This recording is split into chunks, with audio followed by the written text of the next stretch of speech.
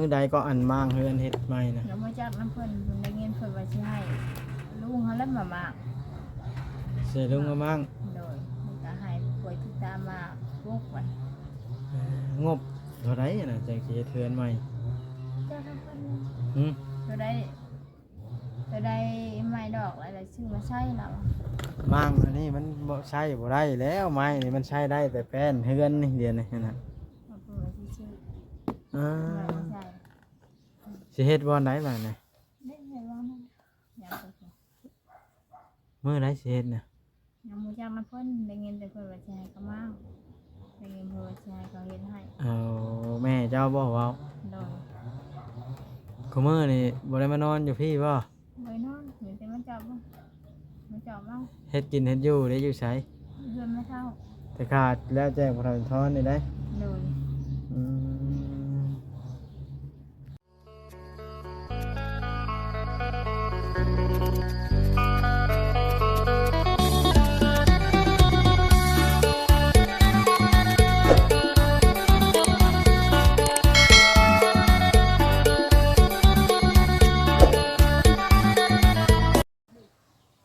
พี่น้องมาหาสาวใจงอนเปิดภาพขึ้นอีกรอบก็ได้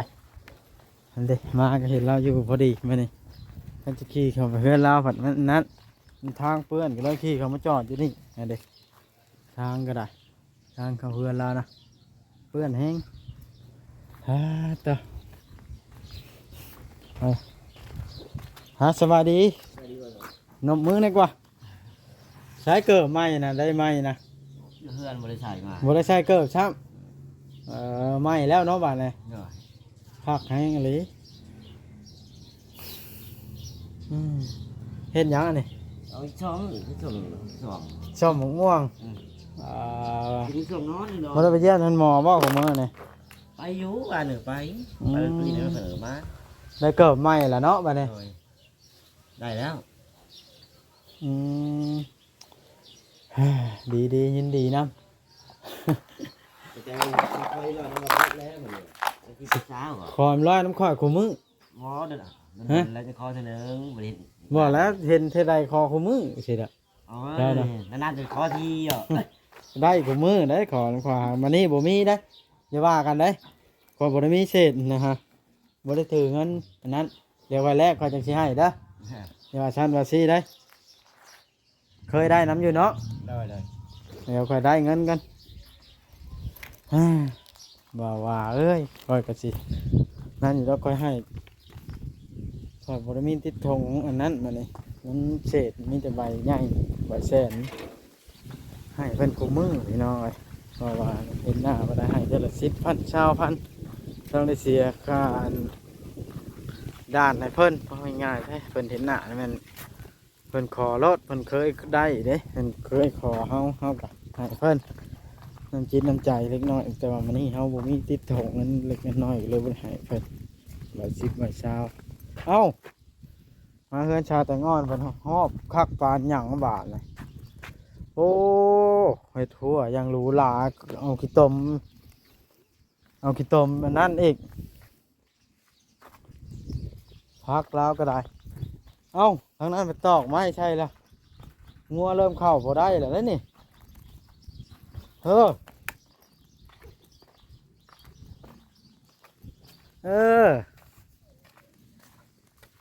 พักอลีนี่เฮ็ดที่งัวเข้าพอได้แล้วนี่เข้าได้แต่แว่แล้วบัดนี้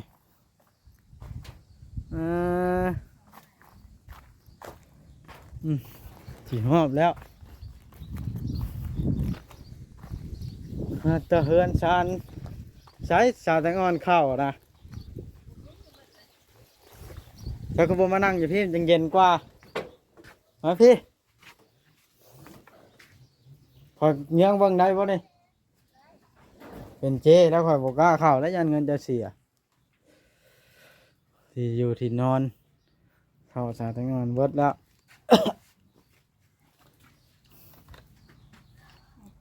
อ๋อแต่กระแจลายให้แน่นี่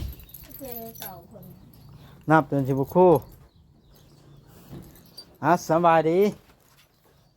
สบายดี เห็นได้จังแต่งตัวงามทุกมือนี่ฮะ บริเวณได้ แม่นแน่มักผู้บ่าวปิ๊งๆบ่ บ่ แต่งตัวงามด้วยซะน่ะทั้งลูกสาวพร้อมก็เป็นสาวบาดขึ้นมานั่งใกล้กันด้วย บ่สบาย เป็นได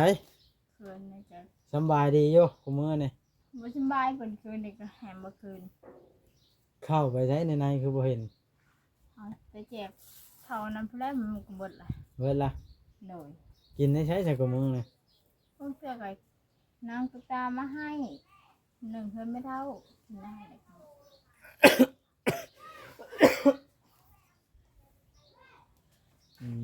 กินไปไผเฮ็ดทั่วให้นี่คือบ่เห็นมันนี่คือสิแล้วนี่ พอจะจกยังไม่แล้วเนี่ยยังบ่ทันแล้วยังหาวมันเด้ คอยถามไม่ลีสาวแต่งอนจ้างเพิ่นแบบได้เฮ็ดทั่วนี่ เจ้าเพิ่นเห็นให้มือ50เพิ่นพอเพิ่นชื่อเพิ่นก็บ่มีคือกันพอซื้อยาให้ชาจกกินเพิ่นก็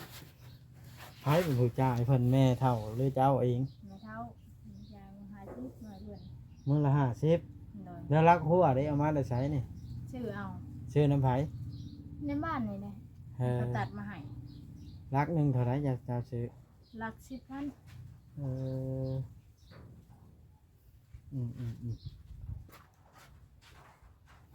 คือว่าบ่ธรรมดาจ้างเพิ่นมื้อ50ผู้หนึงบ่เลิศ ผู้หนึ่งนั่นแหละ ผู้หนึงมื้อ50 โดย แสดงว่ามื้อละแสนเนาะ โดย แล้วมาเฮ็ดช่องผัวเมียนะ แม่สองนี้ เออดีแล้วลาวบ่ตอกให้นี่ ก็เล่าเลยยังสิได้ห้ามันแล้วให้แล้วตอกให้อีก ว่าอยู่หั่นคือบ่พังลักเฮ็ดจะอยู่อันอาคารอ่างน้ำนะ มันบ่พอเนี่ยชื่อรักบ่พอ ลักบ่พอ โดย บ่เฮ็ดมันก็บ่เป็นแล้วนะ เฮ็ดให้แล้วมันนั่นบ่ได้สั่งให้ อืมข้อยก็บ่ได้เข้ามาเยี่ยมหลายมื้อหลายเว้นมาแปลงหูแปลงตาอากาศก็ร้อนเนาะ โดยฮ้อน ร้อนแฮงเจ้าบ่ได้ไปติดจักจันทร์บ่ บ่ได้ใบ มีไผไป บ่มีไฟ อืมว่าสิไปหาไอ้ตีแล้วบ่อยู่จักเทื่อ โดยแล้วมันนี่เราอยู่ว่าในรถไปส่งเคยเราวัน จงเคยมาได้ใช้น่ะ เอาน้องเราเด้ หลา ดอน งน้องเรา ดองน้องชายบ่ โดยเอาเงินมาละเก่งเอาเงินมาละเก่งหาจะแต่งดอง อันนี้ว่านักเก่ง โดย อืมยอมสั่งแต่งอ่อนเลยเงินคำกำแก้วสู่ชาวแต่งอ่อนไม่ได้เลยสุมือเลยชาวแต่งอ่อนเลยรถขี่กับบุมีคอยนะแต่งหมดแล้ว มาแล้วอยู่ นี่นะสิแลนไปปรึกษากับสร้างบ้างขอเวลาเพิ่นให้เพิ่นเฮ็ดให้บ้างโอ้ยบ่ได้ลงเรียนบ่ชอบไปสิถามนี่มานี่ บ่สบาย ฮะ บ่สบายไข่ ไปโรงเรียนบ่จักมื้อแล้วบ่ได้ไป ไปให้เงินงูมีเนาะไปมันบ่ไปมันนี่บ่ไข่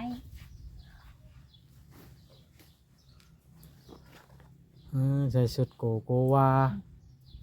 ใหญ่แล้วก็ได้ บ่สบายบ่ โดย แม่นหลีบ่อ้อยหรือแม่จะตัวใคร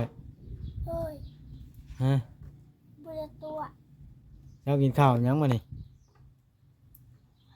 เกี่ยวปลาแห้ง แซ่บปลาแห้ง โดย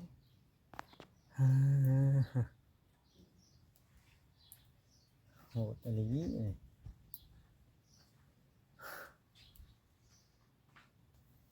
น้ำเนี่ยที่จะใช้กับมือเนี่ย มันไม่ได้อันนี้ก็วางในคนอัดเลยดิ มันว่าแต่นางคนอัดไว้ อย่าปลูกพักแล้วเนาะ โดย ไปทั่วแล้วเจ้าต้องอัน ยืมมันไม่เขากลับ บ่ได้ซักน้ เขาไม่มุกกระถิ่นอยู่ ำเป็นไปได้ถ้าแต่งอนเลย โดย ซักน้ำได้น้ำได้เจ้าไปปลูกหยังก็ได้เจ้าเฮ็ดทั่วล่ะ แม่ แต่ว่าแม่เข้าได้อยู่ได้เฮ็ดหัว พ่อ กัน แต่ลูกมันนั่นแหละ ว้าย แต่ละแม่มัน มันยังสิบ่เข้าแม่มันก็เข้ากันแหละห้างบ่ห้างมันบ่แม่นแต่นางหัวแม่มันเฮ็ดที่จำหัวไก่มันได้ยังอยู่น่ะสิบอกให้นะ พ่อบ่ให้งัวเขา มานี่บ่ได้ไปดินเฮือนชาวจอกว่ามันนี่ ย่างยังบ่ไป อืมข่อยมาเห็นเจ้าหรือแว่พอดีมันบ่ได้เยี่ยมยามเพิ่งแล้วเด้ โดย ย่าน FC อยากเบิ่งเจ้า เฮ็ดให้มัน ข่อยก็บ่จักแน่ช่อยแล้วบาดนี้ซะแต่งอนเลยเงินเจ้าหลายกว่าเงินข่อยล่ะอันที่ทายช่อยเรือซื้อข้าวซื้อน้ำซักในให้ก็เจ้าก็พัดมีอยู่อันนั้นล่ะ FC เพิ่นก็บ่ช่อยคือกันได้ช่อยคนหั่งมันช่อยคนหั่งมีเงินเป็นตื้อน้อย มันสิมียังเงินพอเงินบอกยังเงิน15ล้านทอนมาแทกดินนี่เด้ แทกแล้วดินนี่ แล้วแหละ ให้เพิ่นพร้อมบ่มือน่ะ โดย เป็นใบชื่อไผบ้านนี่ชื่อเจ้าบ่ ชื่อนางอ้อยกับแม่นี่แหละ เจ้าบ่เซ็น โดย อืมดีแล้วซะบ้านนี่เขามาเฮ็ดใบตะดินแล้วมันจึงได้เฮ็ดเนาะ โดย3ล้านแบบแทกลุงแหล่นะก็3ล้านเป็น6ล้านคนนั้นก็แทกพร้อมเดียวกัน อืม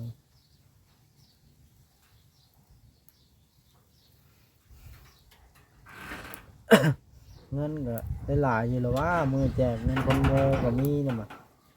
โมก็ใช้หนึ่งใช้ซีนได้ตามหา ฮะ โมก็ได้ว่าบ่ได้แหล่งเงิน2ล้านบัดใช้ตามห้างน้อยอันนั้นบ่พอบ่ไปเอาในห้างเนาะ เงินคนโมอันใด โดย เอ่อ ห้างน้อยห้างใหญ่เนี่ยบางเทื่อก็สิบ่งอบ่พอไปเอาเทื่อช่องทงยามทงมา ตามห้างค้าตัวไปเนาะ โดย ได้หน่อยลีของเราในเงินโมเนาะคนโบราณคนใดวะ คนบ่หลายผู้บางคนน่ะผู้ฮอดก็ฮอดผู้บ่ฮอดก็บ่ฮอดผู้แพ้ก็ ผู้มาผู้บ่มาเนาะ โดย ฮ่าแต่ เขาแพ้ก็เขาแพ้บ่ได้ทั่วเด้ ฮ้อนเลยถ้าแต่งอ่อนแล้วจนจะเป็นวินเป็นลม ฮ ละ อดเลย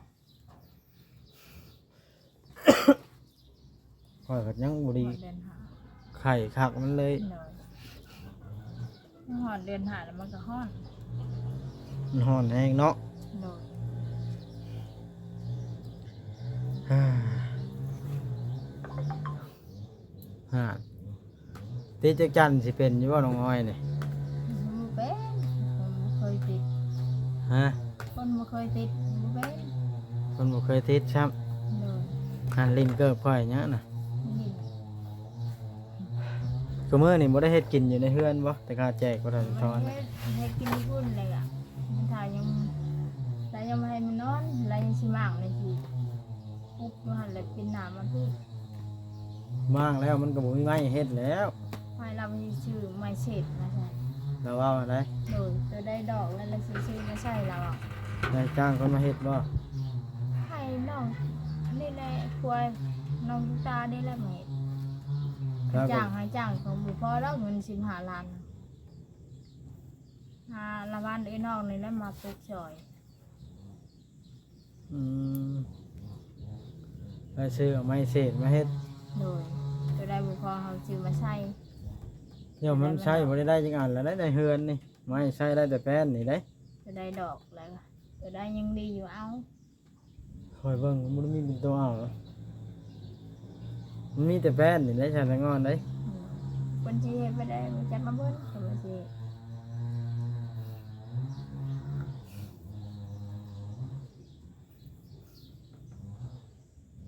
คันสิเฮ็ดเฮือนแบบ4 เมตรเฮ็ดเฮือนปูนห้องเฮือนห้องเดียวบัดบ่พอบ่ บุพอเงิน มันจังแน่น จะได้ชื่อเล็กจะได้ชื่อปูนชื่อแห่สีชายแบบเงินมา15ล้านบุพอ พอ เหลือมเนาะ เลยอันปลูกใหม่นี่ใครแน่เหลือเท่าใดก็เอาบ่เหลือก็อย่า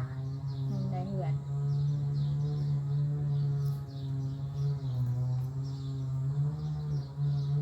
ปีสิมานี่ละหม่องเฮ็ดนาก็บ่มีนี่เนาะ เลย เงินเดือนบ่ทันสิทอนก็บ่ได้แล้วบัดนี้ จักอันนี้ก็เพิ่นโทรมาให้เอาบัญชีให้ไปกวดเบิ่งในนี้ยังบ่จักเงินบำนาญหาเขาแล้วก็ให้ไปกวดเบิ่ง ให้ไปกวดเรื่องใดน่ะ จักคำว่าไปก็ได้คันยังสิได้ก็เห็นอยู่หั่นแหละถ้าให้เอาบัญชีไปกวดเบิ่งบาง มัน ค สิ น ได้จังได๋เงินก็เอาหัวเราก็เอาล่ะ บางคนว่ายังได้อยู่ได้บ่หลายได้เทื่อเดือนหนึง500,000ได้กินน้ำลูกเขาว่าผู้บางคนว่าบ่ได้ ว่าดอกยังสิยังได้อยู่บ่เชื่อดอกค่อย เพิ่นว่าให้เอาบัญชีไปกวดเบิ่งเก็บคนที่เก็บก็บ่จักเพิ่นว่าให้เอาไปบัญชียังบ่ได้ไปอันนี้ไปมื้อนี้บัดนอนตุกตาบ่ค้า เอาไปใช้ในตึกตา ปู่ย่าเพิ่นไปบัดดาฮงไปเบิ่งย่าทวดเพิ่นย่าทวดเพิ่นอันนี้ก็ ระวังงานสวดเพิ่น เลยคนเฒ่าแล้วยังเป็นไปได้เด้เป็นเฒ่าแล้ว เอ่อ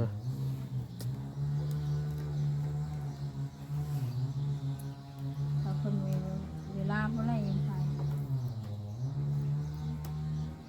นั่นแหละ จะมื้อใดล่ะสิเฮ็ดน่ะ จักน้ำเพิ่น เฮือนน่ะ ยังบ่จักน้ำเพิ่นจะเพิ่นสิสร้างให้เขาหมั่งมื้อใดก็ได้เฮ็ดมื้อนั้น เฮ็ดยามร้อนสิเฮ็ดได้บ่มันร้อนแฮงได้ จักน้ำเพิ่นเพิ่นก็มีหน่วยที่มา คันสมมุติซักน้ำนี่ก็6 ล้านซักน้ำยวกนี่ก็เนาะหรือ3 ล้านบ่ 6 ล้าน ฮะ หอดบ่6 ล้าน6ล้านแล้วอันนี้ก็บ่เคยสิเถื่อจัง โอ้6,000ป่ายฮอดแล้ว6 ล้าน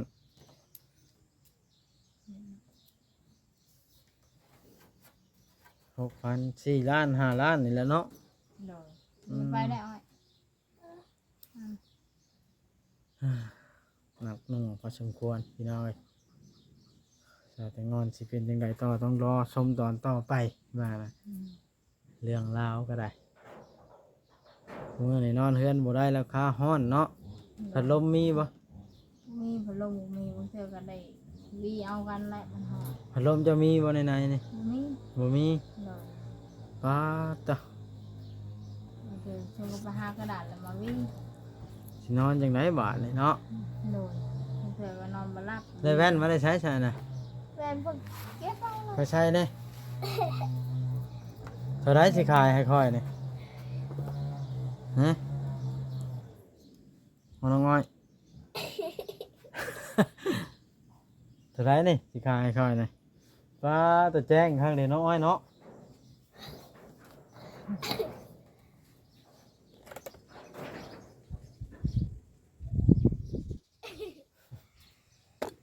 แว่นนะไป อ่ะโอเคได้ใส่แต่งอน โดย ยินดีน้ำกันสิเฮ็ดเฮือนก็ได้คอยมาเยี่ยมยามเบิ่งเธอเจ้าคืมหน้าไปเอาใจเธอเจ้าเจ้าน้ำเจ้าในแล้วสะดอกเฮ้ยเป็นไรมีแผนที่เจาะอยู่ว่าน้ำหรือบ่ได้เจาะเลย มาเมืองนี้ได้คันทองมันลงเฮ็ดเทือนพอคันเรือก็สิเจาะน้ำขึ้นก่อนเท่าใด ฮะ อย่างนี้เพิ่นว่าพังเบิ่งก่อนว่าเฮ็ดเรือนก่อนมันเรือ5-6 ล้านนี่เจาะมันว่า ท่านเฮ็ดเฮือนเหลือ โดย เออ ช่วยไปเฮ็ดเรือนก่อนบ่ว่ามันยันเดินโทยันลมยันหยังมันว่าตก ก็ยังดีเอ๊ะเอ๊ะ ยึดตังเอง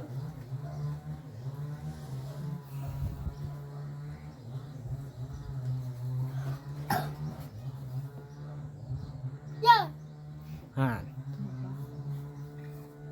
ฮะคอยสิกลับแล้วจะฮ้อน โดยฮอด มาพักผ่อนกันไปก็ได้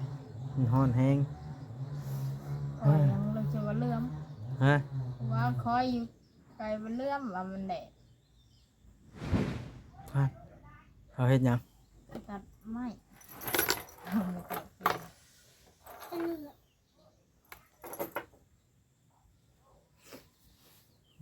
ดีจะไปงอนเลยเฮ็ดทั่วแล้วก็ดีแล้วบานเนี่ยปลอดภัยเรื่องงูเรื่องควายเขาเนาะ โดย